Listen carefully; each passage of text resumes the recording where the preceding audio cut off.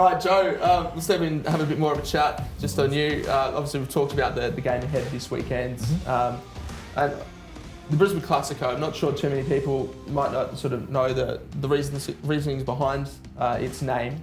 But basically, it was the Brisbane City and Brisbane Lions, Azuri and Hollandia, as they were called back then, were the two foundation clubs from Queensland in the NSL in 1977. So this rivalry dates back a long time. As a player who's fairly recently, in the last few years, come to Lions, how do you sort of embody this rivalry? It's formed so long ago. Yeah, it's a good one. So like whenever you go there, obviously you see the big Italian flag.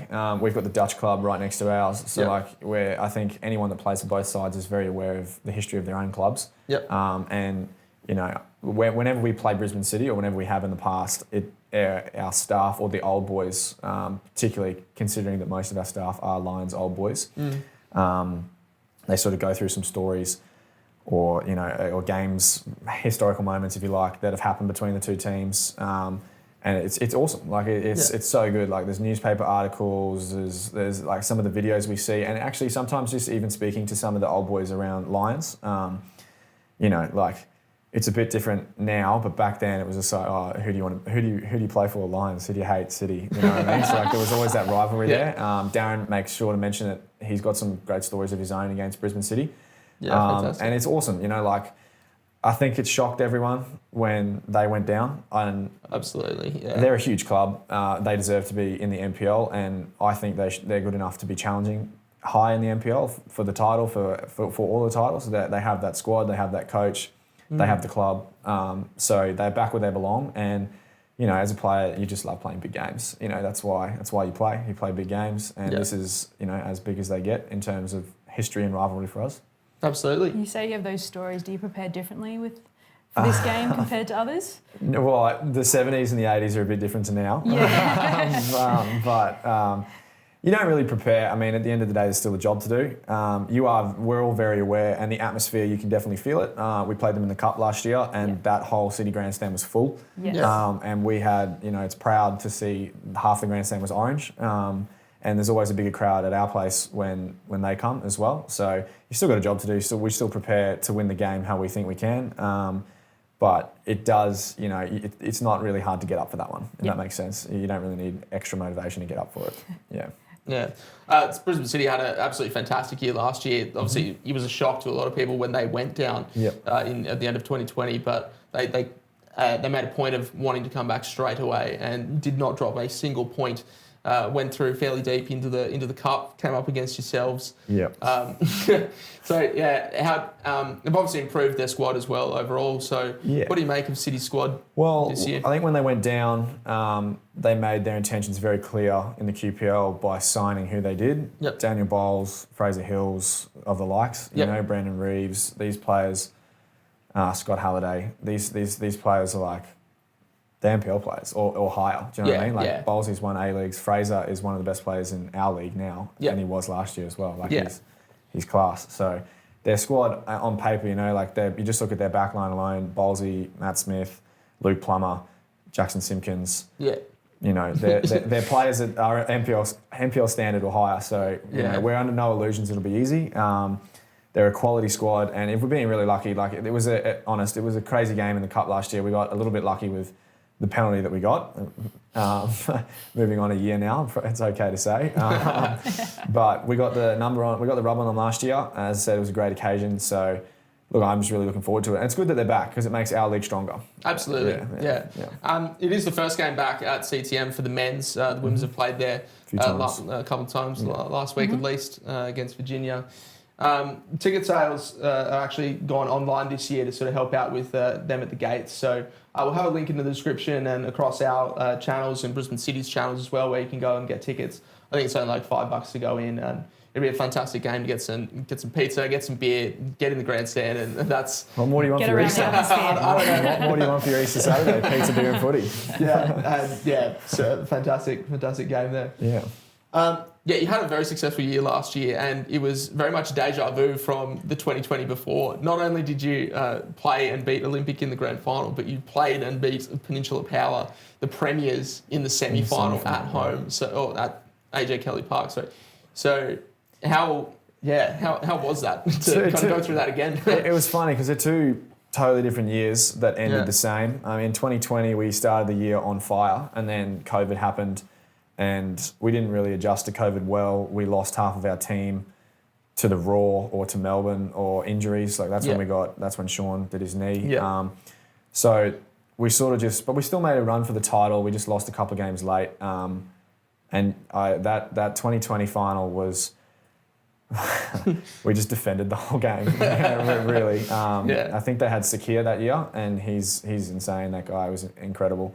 But the greatest of all time, Nathan Reardon, he got us up for it, and he got it done in his last game. And it was a perfect way to send him off because he deserves that. He's the best player this comp scene. Big call, but that's my opinion.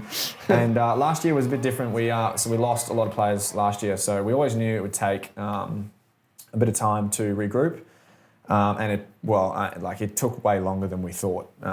In truth, it got to a stage, as you said earlier, we were 8th, and we were like we might not even make the 4 here. So that was like, that was a worry for us. But we changed a few things, personnel, different players in different positions. We managed to get on a roll, and look. It's becoming a bit of a rivalry, Lions Olympic. That's another one you earmark, and they're a great team and they're great lads. So there's always something big happens in those games. So pretty weird how it happens again. Penn Para in the semi and Olympic in the final. It's kind of strange how that happens. Yeah. Same venues as well. We played Para away and then obviously at Perry Park. Yeah. Good to get the result. But I mean, as a club, we want. Grand final's great, but we want the league as well, and that we've made that very clear this year with who we've signed. So we want both. We want to be greedy. We want both. It's going to be really hard because, as you've seen, there's some seriously good teams out there this year. Like everyone's improved, everyone's getting better. But we're building nicely. Yeah, the fact that not just yourselves but several other teams are building nicely and really forming tight squads really helps to. Really strengthen the league and make every game a really exciting one rather than just 4 leaders at the top and then everyone else trailing behind. It can go either way for a lot of teams. So Well, we played East on the weekend and they signed a couple of boys from Power, a couple of boys from anywhere. They're so much better than they were last year, despite what the scoreline might say. You've got Brisbane City coming up. Yeah, there's just Moreton Bay again. They're difficult. Capalaba difficult. They're just really hard teams everywhere. And then obviously at the top end. You got Knights who probably didn't have the season they wanted last year. Bring in a calibre coach like Scott McDonald, and obviously with that comes some big signings. Olympic have gone and signed a great young striker, and Keegan, who's probably one of the ones to watch if you like in terms of getting to that next level again. It's awesome. It's exciting because, as you said, this year, there's no sort of easy games. There's every game you got to go in to win. Yeah. Absolutely, yeah. And you've obviously made a lot of signings this year. How are they gelling? Aidan Mumford in goal, replacing Luke Borrian. Yeah. Then Hassan Ramazani in the back line, replacing Matthias Simic, Jackson Hart-Phillips as well. Yeah. Matt Dinton, and best mate of yours, Andy Pengeli. No, the new signings have all been great. One thing that we really try and do as a current team is just sort of like, it sounds a bit cheesy, but good people as well. Yep. So they're all really good lads, which makes the on-the-field stuff super easy to sort of transition to. So obviously Peng is a very close mate of mine, but he also is mates with everyone else. Like he knows everyone, so that one was really easy. Matty Rydenton was the same. Back in COVID, he did a bit of training with us, so he was quite familiar with a few of the other lads.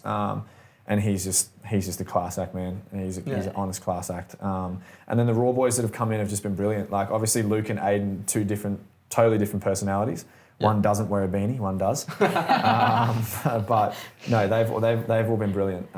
Settled in really nicely, get along with everyone really well, and it's awesome to add that level of ambition as well. Obviously, massive names to fill. We lost Simo, our captain of 10 years, Luke, our goalkeeper for 5, Jordan Farina. So big shoes to fill, but every one of them's done that superbly so far. So long may it continue. Yeah. And how are you enjoying playing in the same team as Andy? Obviously, good mates from way back. Yeah. Talking before, mothers even share the same birthday. Yeah, our mums are born on the same day. It's pretty weird. It's pretty weird. But it's a bit of a relief. I'm sick of him scoring against us the last few years, even at strikers. But no, it's awesome just to obviously have him around as a mate, see him again. But you don't really need to sort of sell how good Andy Pengeli is. No, not at all. The goals speak for themselves. Yeah, they do. And he just adds a level of intelligence to our front third that we probably haven't had in a long time, and just away from the goals as well. Yep. And one thing that he doesn't get enough credit for is how hard he works off the ball. His numbers are up every week, and he takes on that responsibility of leading from the front and defending from the front. And he's awesome. It's so nice playing with him again. Do you think he's going to beat his goal line from last year at all? Started well. Yep. If he can, I think what was his one for strikers? He got 40. 42. 42. Yeah, Is that including cup? I don't think so, no, because I think that was actually a 50-goal season that year for him. There's So no, 42 there's Sunny Coast Fire to score 9 against, but he has started well, and he banged a hat-trick in the cup, and he scored 1 or 2 more in every game against big teams as well. And we knew he would. It's just our responsibility to get him the ball. And I think he became the first player to get 100 MPO goals this year. Is that right? Yeah. So he's a class act, and we'll try our best to get him that record. It's pretty hard. Set a pretty high standard for himself, but he leads from the front, hey? We'll do everything we can to get him the golden boot. But I think which makes him a better player. People don't realise he's more interested in helping us be a better team, and his success is a byproduct of that. So that's awesome. And obviously his strike partner as well, Alex Fechner, had a fantastic back end of last year. Scored the first 2 goals in the grand final last year as well. What a goal, by the way. He took a knock, friendly collision in the last week of pre-season that ruled him out for the first 2 weeks. But refreshing to have him back. He's just so fast, man. He's rapid. Yes, he is. so quick. I don't know how you defend it. Thankfully, he's on my team, not the others. The only one you can sort of compare it to is probably like Jez Lofthouse. He had the similar sort of speed with the ball at his feet. Jez has gone on to higher things. But no, it's good. And we've got Nico on the bench as well, who started the season incredibly, scored in back-to-back games, and he picked up a little knock. So we're very fortunate to have someone like Fechner to come in and just slot in the way he has. And I think he's only one behind Pengs at the moment, actually, if you include the cup. I was thinking, is he going to top him? Yeah, I don't know. Well, it's a healthy rivalry to have. And you're on the same team, so that's goal for you. We really don't care as long as they keep scoring. Who are you backing though? I'd go Pengs just because he's got the runs on the board. He's done it. He's done it the last few years, I think, and he's on pens. Yeah, right. And he's on penalties. Pengs on pens. Got a nice ring to it. You talk about a bit of the pre-season, sort of coming into this season. You obviously played against the Solomon Islands on their trip to World Cup qualification. Unfortunately, they lost to New Zealand 4-1 in that final match there. But they had a bit of time in Australia. They were meant to play a game against strikers. They were meant to play a few different games actually, but the wet weather kind of sort of threw their plans around. So. You guys ended up getting to play their final game, arguably their best first 11, from what I was told. I hope so. That game was one of the best games I've seen. They were very good, and as you said, it kind of just came out of the blue, and we hadn't touched the ball in 2 weeks, given the flood stuff, but luckily enough, our field was good to go, and we sort of just got the opportunity, and we were like, yeah, absolutely. And honestly, the most amazing thing about it was the community that came down. They had a serious following. You said you were there. When they scored, it was really loud, and you were just like, whoa, this isn't just a friendly for them, This is and they're representing their country, and you could see that in the intensity they played, and it was awesome. It was awesome to be a part of, regardless of how unfit we were. We were seriously unfit, but it was just awesome to be a part of. It was awesome to experience, and good to just talk to them as well after the game. They just told us, I think Rod Denton played with a few of them in the New Zealand National League. So he was sort of just, introduced us to a few of them after the game. Really, really just amazing people that just love being here, love playing for their country. And we were really stoked to see them win their first couple of games in that qualifying stage. Obviously, they went down to New Zealand. But it was just awesome to be a part of, and it was a good game. I really enjoyed it. So it kind of came out of the blue for me because obviously we streamed a couple of them as well, so I sort of helped to organise that. And it was really fun to kind of go down and just watch that. Just something completely different, and something I really hope that we try and pursue a bit more in the next year or so. So that would be really cool. Even when New Zealand came out a few years ago before that World Cup, we played against them for Pride, and that was the same thing. It was awesome, and you just sort of call it naivety, I suppose, to how much of effect that just does have. If they go out to these little, like Richlands, who knew there were so many people from Solomon Island in Richlands? I didn't know. Yeah. But like it was the same for Caboolture when they played Caboolture, and they played the Raw Youth, and I believe it was the same thing there as well. I went to that game as well. There was about sort of 50 that came down. They were going off. The more you can promote that, the better. It was great. I reckon. Yeah. It was good to be a part of. Yeah. Obviously, so after that game was the league. We started off against Knights. It was a shock to the system. An uncharacteristic Lions performance, conceding 6 goals. So probably unfortunate for Munford and King Gold. Good debut for him. Good debut. won't forget his debut. No, I think I said in an interview with our media guy after the game, it was embarrassing. Yeah. Conceding 6 goals. It's kind of one of those ones where we knew, given that the league was harder this year and there was less games, we made an emphasis on starting well because we're probably guilty of not really starting well the last few years. And look, I felt like we did for 60 minutes. Like we were 3-1 up in that game, and then we just the wheels fell off, mate. We just couldn't really stop the momentum. But we've managed to take the positives. We went through a similarly heart-racing game the next week against Penn Power. But we seem to get a bit of momentum now, and that game almost fuels us because I don't think Lions have ever conceded 6, maybe long before I was involved or can remember. But huge reality check for us. And I guess you can say it happened in round 1 and we've got 21, 22 games to go, which makes it better. But it's happened, but I think we've done a good job of putting that behind us, show good character to move on and sort of bounce back in a positive way.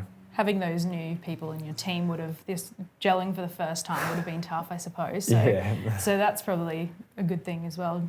No, well, we got together after the game and we were having dinner upstairs, and some of the new boys were just sitting there in total shock, and you're just like trying to put your arm around them, like, it's all right, man. Well, it's all right. It's never happened to me too. This is new for us all. We weren't going to win every game this year. We've just got that one out of the way in dramatic fashion. So it was good. You're right. It was really good for that. It sort of helped us group together. Gave us a bit of honest truth, maybe. It's sort of like in pre-season, we didn't really, except for that Solomon Islands game, we didn't really struggle. So maybe it was just a reality check. Well, it was a reality check that we needed. Knights are a quality team. Like we actually learn a lot about ourselves just by how they dealt with us. Those 2 boys in midfield, Max and Mitch, they're class. Yeah. And they've some of the new signings at the back and up front with Scott. They'll be a title contender for sure. So, if you're going to lose, at least it's in round 1. Yeah. Some of their goals were cracker goals. I don't know how you meant to save those. Well, the first one and the last one was just like, are you serious? How did that go in? What a bomb. But no, they fully deserved it. We just needed to learn from it. Yeah. Obviously bounced back very well though, like a nail biter against Penn Power, obviously, but then Sunny Coast Wanderers and East, two big wins there, and a big win in the Cup as well against Strikers. So I think we've 6-1 the last 3 games, 5-1 against East, and then the others were 6-1. So we've even 3 against Knights and 4 against Power. So we've got goals in us, but what has been our hallmark for the last 5 years or whatever, our back line, our defence has sort of been our leakiest thing at the moment. So we've been working every week to try and tweak with that, fix that, change of personnel, change of formation. We sort of get ourselves back on track. We've put in some positive performances.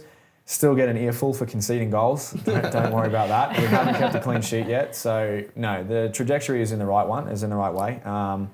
But we still haven't put in a 90-minute performance yet. And there's a lot of perfectionists in our group. Very competitive people that get very annoyed at conceding goals. Yeah. So we're working towards that, but we are happy with how we've responded to such a thrashing. We're on the right track for sure. No, it's fantastic to hear, and Lions has been such a constant presence in and around that top 4 for a number of years. Obviously, even in 2019 when you weren't in the grand final, you'd still won the premiership that year. So it's kind of like a goal. There's an expectation we have. I know other people expect it of us, but we do expect that of ourselves as well. And a lot of hard work goes into that. I think people forget it's really hard to do that. Yeah. Ask anyone that's done it before. It takes a lot of hard work. So we've got a good group that's got the right attitude and the right ambition to achieve that sort of success. It's now up to us to go and make sure it happens if we can. Yeah. How's the training loads and that sort of stuff going, and working under Darren Syme? Just maybe elaborate on a bit of that sort of stuff and what that's like. We've got an awesome setup there. We've got a superb S&C team that sort of take care of our loads. They feed back information to Darren. Physio team's really good. Obviously last week was a bit heavy for everyone. Everyone had 3 games in a week. So I think you could probably see that in the performances. A little bit of fatigue across the board. So to get through, with 3 wins out of 3 is good business. But they do that. I can't praise the club enough for how well they look after us. Simesy enough for the analysis that he goes to and how much they care. It sort of gives you a responsibility as a player, I suppose, when you see your staff putting in that much. You're like, all right, not that there wasn't before, but you're sort of just like, it's my job to make sure that I'm not letting anyone down here. Yeah. So no, the setup there is awesome, and we get incredibly well looked after at Lions. So they make sure that we're ready to go, and we've got a deep squad this year as well, which is probably something that we haven't had in a couple of years. Everyone that comes on makes an impact for us, and that was something that we spoke about at the start. If you want to have those title contending teams, it's not just 11, it's 16, 17. Everyone has a responsibility and a job to do. So we made an emphasis on that, and so far so good. Bar round 1. Bar the first game. We'll just chalk it up. Yeah. What about the juniors sort of coming up through the ranks from the under-23s and coming into that team, players like Noah McGrath, Fletcher McDonald, etc. Any more of those boys sort of coming through? So the setup we have is awesome. Our staff, right from our first team, 23s, 18, they're all Lions people that are coaching. So Simesy, old Lions boy, Gaff Reed, our assistants, Lions boys, James Batty, Dan Barber and Nathan Shepherd, who look after the 23s and the 18s, are all Lions boys. So they've all played in our team before. They all know what the expectation is. Obviously, those 2 are probably the standout young ones that are coming through at the moment. Fletch is a beast.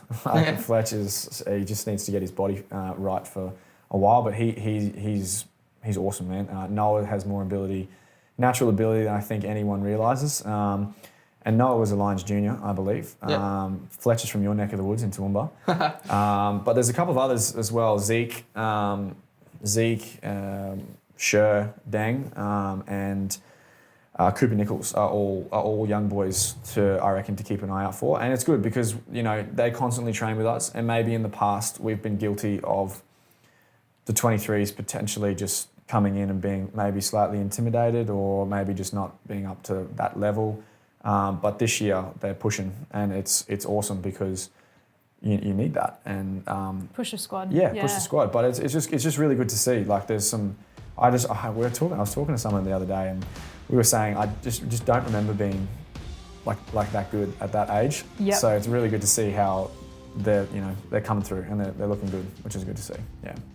Yeah, I mean, it's fantastic. Well, thanks for that insight into no Lions season so far, and a few things upcoming and a few things in years gone by. It's exciting to hear that perspective, and it's obviously a great thing that this platform here offers us. We can chat to the players like yourselves who have been in the league for years. Getting on, aren't I? Yeah. Getting on.